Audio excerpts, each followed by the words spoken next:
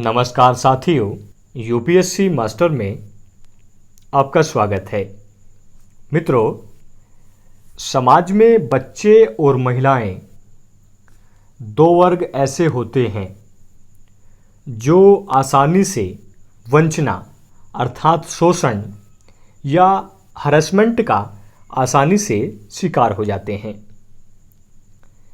संविधान निर्माताओं ने इन दोनों वर्गों के प्रति कठोर चिंता व्यक्त कर संविधान में कुछ विशेष प्रावधान किए हैं।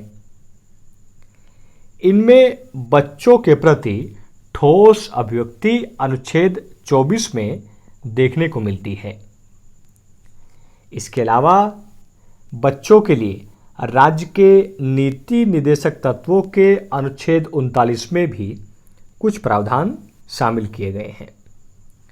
मित्रों, इस वीडियो में हम चर्चा करेंगे अनुच्छेद 24 पर, जिसमें प्रावधान किए गए हैं कारखानों इत्यादि में बालकों के नियोजन के प्रतिषेध पर। इस अनुच्छेद के मूल प्रावधान में उल्लेख किया गया है कि 14 वर्ष से कम आयु के किसी बालक को किसी कारखाने या खान में काम करने के लिए नियोजित नहीं किया जाएगा या किसी अन्य परिसंकटमय नियोजन में नहीं लगाया जाएगा। अनुच्छेद 24 मूलतः 14 वर्ष से कम आयु के बच्चों को ऐसा कार्य करने से बचाता है जो उनकी आयु की दृष्टि से उचित नहीं है, और संविधान में इस प्रकार के 3 कार्यों का प्रतिषेध किया गया है। पहला, कारखानों में कार्य करने का प्रतिषेध। दूसरा, माइंस या खान में कार्य करने का प्रतिषेध। और तीसरा, किसी अन्य परिसंकटमय नियोजन में काम करने का प्रतिषेध। जहाँ तक कारखानों का और खानों का संबंध है, उनके अर्थ का निश्चय करना कठिन नहीं है, परंतु अन्य परिसंकटमय नियोजन शब्दावली का प्रयोग किया गया है संविधान में, अर्थात अदर हजार्डियस एम्प्लॉयमेंट। इसके अर्थ की विभिन्न प्रकार की व्याख्याएं हो सकती हैं, और इसी संबंध में एक मामला देखने को मिलता है। सबसे पहले पीपुल्स यूनियन बनाम भारत संघ 1983 का मामला।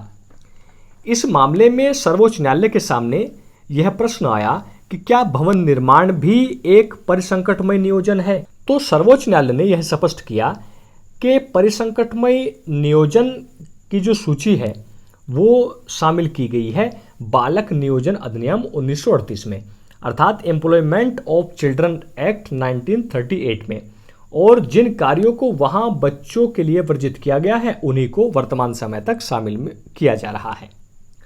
परंतु सर्वोच्च न्यायालय ने कहा कि चूंकि भवन निर्माण कार्य में बच्चे जब शामिल होते हैं तो उनकी जान को खतरा है या यह कार्य एक जोखिम भरा है, इसलिए भवन निर्माण कार्य परिसंकटमय नियोजन है और बच्चों का नियोजन वहां प्रतिबंधित है और यह गैर संवैधानिक है। साथ ही संसद को यह आदेश दिया कि वह शीघ्र ही बालक नियोजन अधिनियम 1938 में संशोधन करे और भवन निर्माण कार्य को वहां शामिल करे। इसी प्रकार का मामला देखने को मिलता है एक, जिसे जाना जाता है MC मेहता बनाम तमिलनाडु राज्य 1996। इस मामले में सर्वोच्च न्यायालय ने कारखानों में कार्य करने वाले बच्चों को राहत प्रदान की और ये कहा कि वह भी परिसंकटमय नियोजन है और राज्य को चाहिए कि उनके कल्याण के लिए कार्य किए। साथ ही यह आदेश दिया कि राज्य जो है बाल श्रमिक पुनर्वास सह कल्याण कोष की स्थापना करे, जिसमें 20,000 रुपया जो कारखाना मालिक है वो जमा करे और 5,000 रुपया राज्य जमा करे और बच्चों के कल्याण के लिए कार्य करे। मित्रों, समय समय पर संसद ने अनुच्छेद 24 को प्रभावी बनाने के लिए ठोस कदम उठाए हैं, जिनमें से एक कदम है the commission for protection of child act 2005। इस अधिनियम के द्वारा national commission for child right और state commission for child right 2007 में अस्तित्व में आए। इन दोनों ही कमीशन का जो कार्य था, पहला कार्य था कि चिल्ड्रंस कोर्ट जो हैं उनमें स्पीडी ट्रायल या यथाशीघ्र विचारण हो रहा है अथवा नहीं हो रहा है, और दूसरा कार्य था कि चिल्ड्रन राइट्स का कहीं वायलेशन तो नहीं हो रहा है। सर्वोच्च न्यायालय ने 2006 में सभी प्रकार के एम्प्लॉयमेंट को बच्चों के लिए कंप्लीटली बैन कर दिया गया और यह प्रावधान किया गया कि बच्चे किसी भी नियोजन में शामिल नहीं होंगे, भले ही वे कार्य संकटमयी हो अथवा संकटमयी नहीं हो। और सबसे महत्वपूर्ण अभी हाल ही में देखने को मिलता है the child labour prohibition and regulation amendment act 2016। मित्रों, यह अधिनियम पहली बार पारित किया गया था 1986 में। 2016 में इस अधिनियम का नाम बदल दिया गया और रख दिया गया the child and adolescence labour prohibition and regulation act 1986। इसमें 14 से 18 वर्ष की जो आयु के बच्चे हैं उनको दो वर्गों में विभाजित किया गया, बालक और किशोर, या चाइल्ड और एडोलेसेंस। अब चाइल्ड जो है 14 वर्ष से कम आयु के बच्चे हैं और किशोर जो है वो 14 से 18 वर्ष की आयु के बच्चे हैं। इसी अधिनियम में यह प्रावधान किया गया है कि राज्य जो है परिसंकटमयी कार्य करने वाले बच्चों के लिए child and adolescence labour rehabilitations fund बनाएगा और इनकी जिम्मेदारी जो होगी वो रोजगार प्रदाता की भी होगी और संरक्षक दोनों की होगी। इस अधिनियम में प्रावधान किए गए हैं कि 14 वर्ष से कम आयु का बालक वह कोई भी कार्य नहीं कर सकेगा, चाहे वो परिसंकटमयी कार्य है अथवा परिसंकटमयी कार्य नहीं है। परंतु इसका एक अपवाद दिया गया है, वह यह है कि यदि फैमिली बिजनेस है तो वह उसमें सहायता कर सकता है, परंतु फैमिली बिजनेस जो है परिसंकटमयी नहीं होना चाहिए, अर्थात हैजर्डस जो वर्क है वो नहीं होना चाहिए। दूसरा, शिक्षा के अधिकार को एक मौलिक अधिकार को स्वीकार करते हुए यह प्रावधान किया गया कि ऐसा कार्य भी तभी कर सकता है जब स्कूल की छुट्टी हो जाए या जो है छुट्टियां पड़ रही हों, जैसे विंटर वेकेशंस है या कोई और छुट्टी पड़ रही है, तभी जाके फैमिली बिजनेस कर सकता है।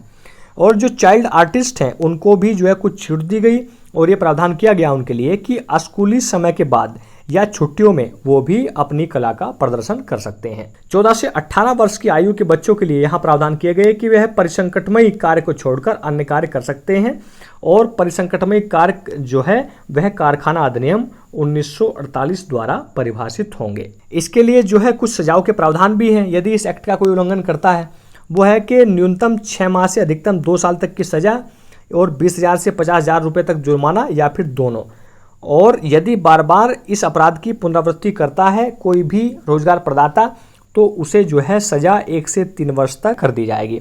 इसके अलावा यदि ऐसा पाया जाता है कि अभिभावक ने भी बच्चों को कार्य करने जबरदस्ती भेजा है तो 10,000 रुपये का उनको भी जुर्माना देना पड़ेगा। अनुच्छेद 24 को प्रभावी बनाने के लिए संसद द्वारा कुछ अन्य कदम भी उठाए गए हैं जो स्वतंत्रता से पूर्व और स्वतंत्रता के बाद दोनों में देखने को मिलते हैं। पहला एक्ट है the employment of children act 1938, दूसरा कारखाना अधिनियम या फैक्ट्रीज एक्ट 1948। नेक्स्ट है बागान श्रम अधिनियम, the plantation labour act 1951, the mines act 1952, the merchant shipping act 1952, the children act 1960 और अप्रेंटिस एक्ट 1961 और the bidi and cigarette workers act 1966। मुझे आशा है कि इस वीडियो ने आपके आर्टिकल 24 के रिलेटेड सारे डाउट्स क्लियर कर दिए होंगे, परंतु फिर भी यदि आपका कोई डाउट्स बचा है तो आप कमेंट सेक्शन में जरूर लिखिए। आपको स्क्रीन पर एक प्रश्न नजर आ रहा होगा, शोषण के विरुद्ध अधिकार के विषय में निम्नलिखित में से क्या सही है। आपके ऑप्शंस स्क्रीन पर हैं, एक बार देख के कमेंट सेक्शन में जरूर लिखिए। Thanks for watching. जय हिंद, जय भारत, महाशक्ति भारत।